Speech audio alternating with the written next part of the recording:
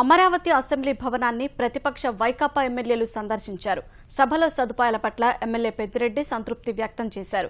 ప్రతిపక్ష నేతకు కనీసం పేషీ కేటాయించకపోవడాన్ని తప్పుపట్టారు. తాత్కాలిక భవనాలకు భారీ మొత్తం ఖర్చు చేయాల్సిన అవసరం ఏముందని ప్రశ్నించారు.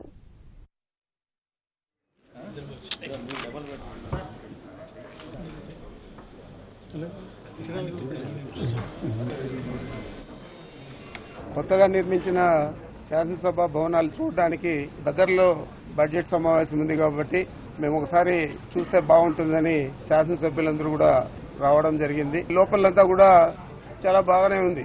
ప్రతిపక్ష నాయకుడికి కనీసం పేషీ కూడా పెట్టలేము. ఇవ్వాల్సిన గౌరవం ఇవ్వాల్సిన అవసరం ఉందా లేదా అనేది మేము ప్రశ్నిస్తా ఉన్నాం.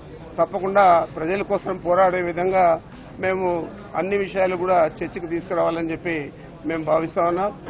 మీ బాధ్యత హౌస్ నడపడం సక్సెస్ఫుల్ గా మీరు తప్పనిసరిగా మీరు అందరికీ అవకాశం వచ్చే విధంగా ప్రతిపక్ష నాయకుడు కూడా తన వాణిని వినిపించే విధంగా మీరు వ్యవహరించండి.